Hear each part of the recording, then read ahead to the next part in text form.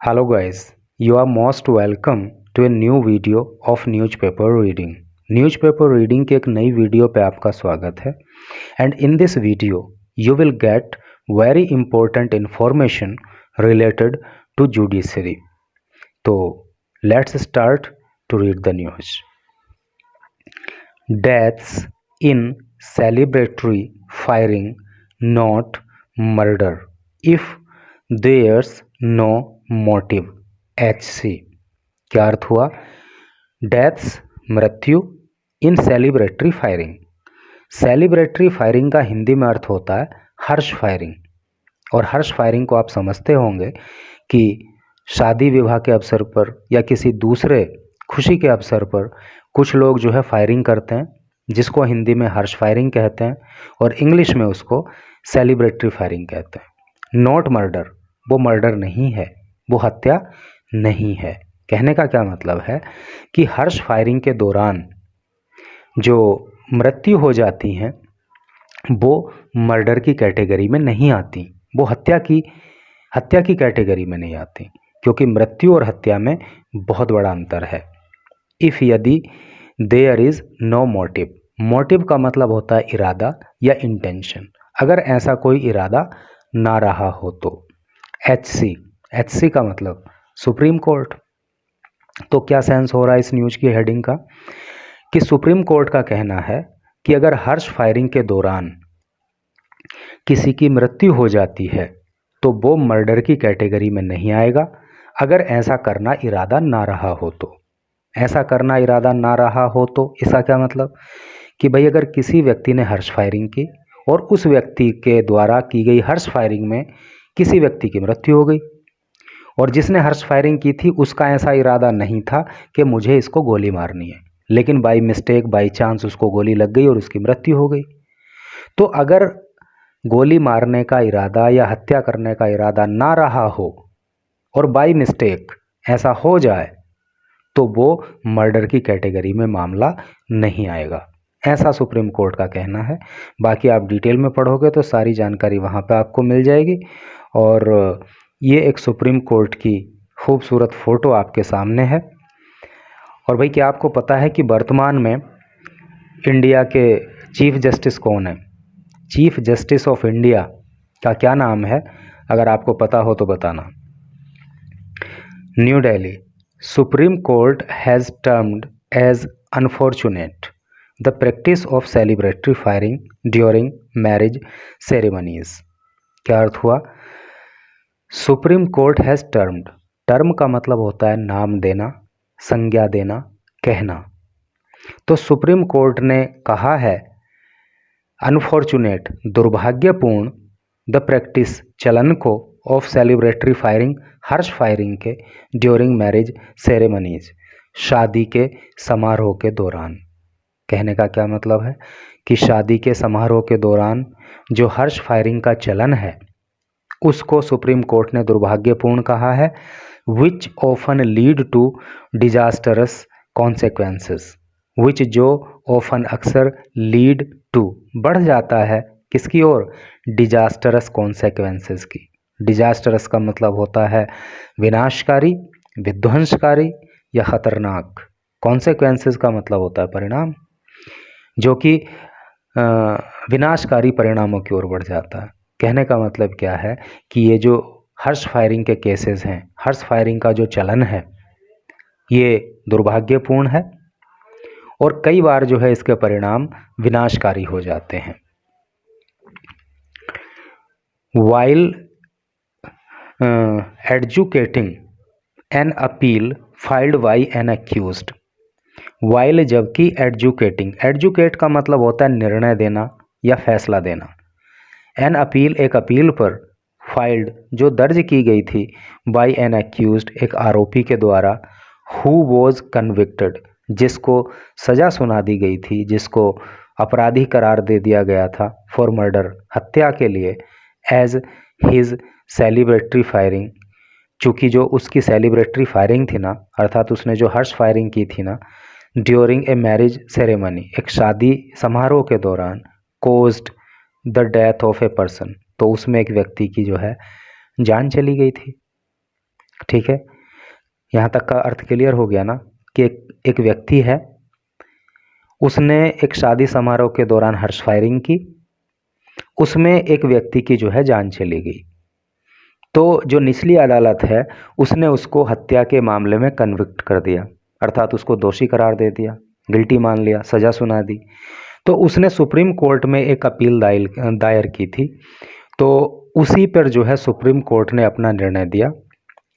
A bench of justice Vikram Nath and SC. Sharma, तो एक जो बेंच है न्यायमूर्ति विक्रमनाथ और न्यायमूर्ति एस.सी. शर्मा की हेल्ड, उन्होंने कहा दैट ए पर्सन, कि एक व्यक्ति could not be held guilty, कि एक व्यक्ति को दोषी करार नहीं दिया जा सकता ऑफ मर्डर, हत्या का, इन सच केसेस, ऐसे मामलों में, इफ़ यदि देयर वॉज नो मोटिव, अगर कोई इरादा ना रहा हो उस तरह का, एंड प्रायर एनिमिटी, प्रायर का मतलब होता है पहले की, एनिमिटी का मतलब होता है दुश्मनी, शत्रुता।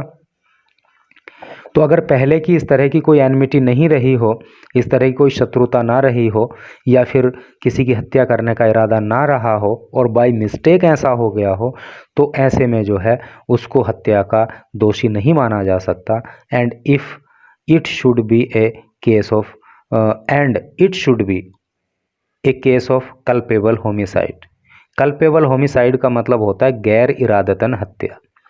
तो इसको जो है गैर इरादतन हत्या का मामला माना जाएगा। इसको हत्या का मामला नहीं माना जाएगा, बल्कि गैर इरादतन हत्या का मामला माना जाएगा। इस वर्ड पे आप विशेष रूप से फोकस करना और इसको याद कर लेना। कल्पेबल होमिसाइड, गैर इरादतन हत्या, यानी कि जानबूझकर किसी की हत्या ना करना, धोखे में उसकी हत्या हो जाना। ठीक है, तो ये कल्पेबल होमिसाइड का मामला रहेगा, नॉट अमाउंटिंग टू मर्डर, और ये मर्डर का मामला नहीं होगा क्योंकि दोनों में सज़ा भी अलग अलग है।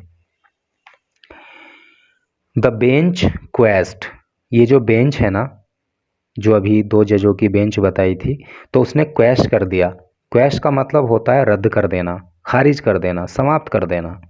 तो इस बेंच ने समाप्त कर दिया हिज कन्विक्शन, उसकी दोष सिद्धि को, अर्थात मर्डर के मामले में जो उस पर दोष सिद्धि हुई थी, जो उसे अपराधी ठहरा दिया गया था, उसको इस बेंच ने खारिज कर दिया अंडर आईपीसी सेक्शन 302। भारतीय दंड संहिता यानी कि इंडियन पिनल कोड, अर्थात भारतीय दंड संहिता की धारा 302 में जो इस व्यक्ति को दोष सिद्धि हुई थी, जो सज़ा सुनाई गई थी, उसको इस बेंच ने खारिज कर दिया एंड हेल्ड हिम गिल्टी, और उसको दोषी पाया। गिल्टी का मतलब दोषी, और उस व्यक्ति को दोषी पाया ऑफ एन ऑफेंस, अपराध का, ऑफेंस का मतलब अपराध, कौन से अपराध का दोषी पाया, under IPC section 304 part second. तो भारतीय दंड संहिता की धारा 304 का जो पार्ट सेकंड है, उसके अंतर्गत इस व्यक्ति को दोषी पाया and awarded him a sentence already undergone 8 year jail term, और इस व्यक्ति को जो है, इस एक्यूज्ड को जो है, वो 8 साल की सज़ा इस बेंच ने सुनाई, जो कि वो पहले से ही भुगत रहा है, ऑलरेडी अंडरगोन, पहले से ही भुगत रहा है। अर्थात मर्डर में तो आजीवन कारावास आई थिंक कि सुनाई गई होगी, लेकिन सुप्रीम कोर्ट ने इसको हत्या का मामला नहीं माना, इसको कल्पेबल होमिसाइड का मामला माना, और 302 के मामले में सज़ा को रद्द करके 304 में उसको 8 साल की सज़ा सुनाई गई।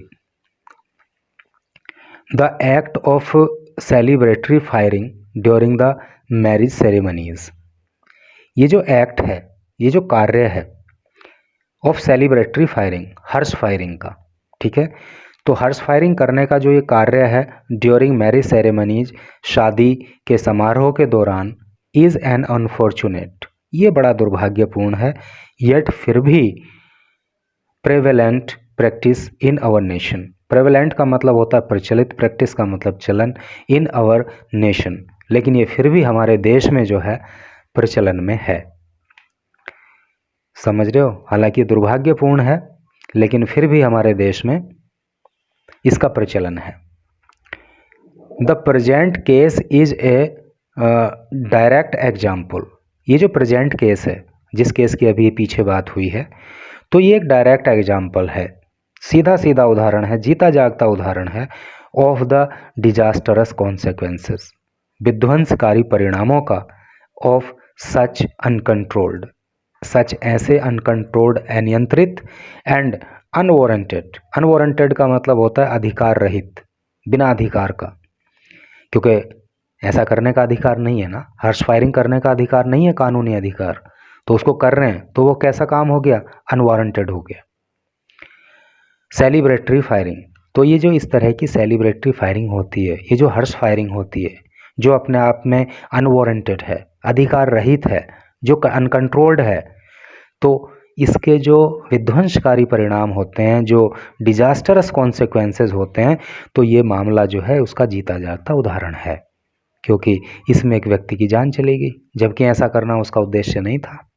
तो ये विध्वंसकारी परिणाम ही तो हुआ हर्ष फायरिंग का।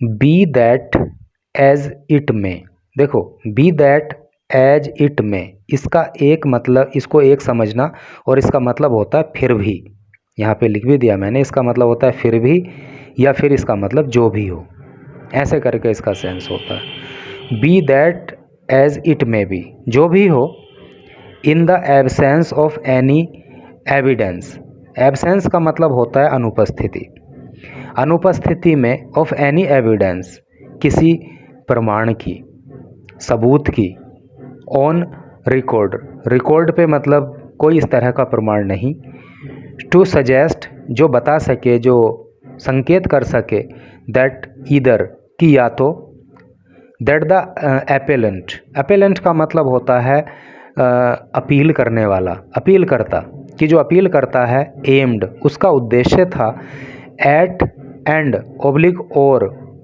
Pointed at the large crowd, while नहीं, वाइल्स्ट इसका मतलब होता है जबकि, engaging in each in such celebratory firing, क्या मतलब हो रहा है कि जब अपील करता ने ये सेलिब्रेटरी फायरिंग की, ये हर्ष फायरिंग की, तो इस बात का कोई सबूत नहीं है कि उसका ऐसा करने का एम था, ऐसा करने का कोई इरादा था, या उसने क्राउड, भीड़ की तरफ को गन को पॉइंट करके उसने हर्ष फायरिंग की थी, ऐसा कोई सबूत नहीं है।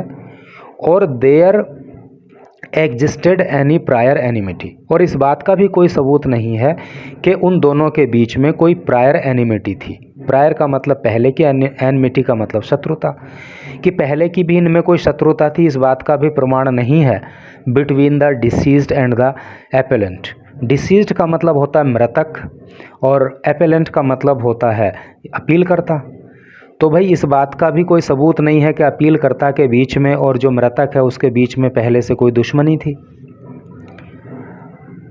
We find ourselves unable, इसलिए हम अपने आप को अयोग्य पाते हैं, किस बात के लिए, टू एक्सेप्ट, स्वीकार करने के लिए, अर्थात हम इस बात को इसलिए स्वीकार नहीं कर सकते, the prosecutions versions of event, prosecution का मतलब होता है अभियोजन पक्ष, तो अभियोजन पक्ष ने जो घटनाक्रम बताया है उसको हम स्वीकार नहीं कर सकते, as were accepted by the trial court, trial court का मतलब होता है जिस कोर्ट में केस चल रहा होता है, या फिर उसको निचली अदालत भी आप बोल सकते हो। तो ट्रायल कोर्ट के द्वारा जिन तथ्यों को स्वीकार किया गया है, जिस घटनाक्रम को स्वीकार किया गया है, and confirmed by the high court, और हाई कोर्ट ने भी उसको कन्फर्म कर दिया है, हाई कोर्ट ने भी उसको सही मान लिया है। द बेंच सेड, बेंच ने कहा, अर्थात सुप्रीम कोर्ट की इस बेंच ने कहा कि जो प्रोसिक्यूशन का वर्जन ऑफ इवेंट्स है, जिसको ट्रायल कोर्ट ने जो है स्वीकार किया है और हाई कोर्ट ने भी उसको कन्फर्म कर दिया है, हम उस बात से सहमत नहीं हैं, क्योंकि इस बात का कोई सबूत नहीं है कि हर्ष फायरिंग करने वाले व्यक्ति ने भीड़ की तरफ को गन को पॉइंट करके फायरिंग की थी, इसका कोई सबूत नहीं है, और ना ही इस बात का कोई सबूत है कि पहले से उसकी मृतक से कोई दुश्मनी थी। इसलिए भले ही निचली अदालतों ने उसको मतलब हत्या का दोषी मान लिया हो, लेकिन हम उसको हत्या का दोषी नहीं मानते, इसीलिए उसको 302 में जो सज़ा सुनाई गई थी उसको रद्द सुप्रीम कोर्ट ने कर दिया और 304 पार्ट 2 में उसको जो है फिर 8 साल की सज़ा सुनाई। तो इस तरह से करके न्यूज़ थी। तो यहाँ पे यार हमारा इंटेंशन सिर्फ न्यूज़ पढ़ना ही नहीं होना चाहिए, बल्कि लाइफ में किस तरह से हम वैल्यू ऐड कर सकते हैं अपनी लाइफ में भी और दूसरों की लाइफ में भी, वो भी हमें यहाँ पे जो है सीखना चाहिए। तो ये हर्ष फायरिंग वगैरह से बचने की कोशिश करो, और अगर कहीं पे ऐसा कोई एक्ट हो रहा है एंड आप उसको रोक नहीं सकते हो तो कम से कम खुद को वहाँ से हटा लो।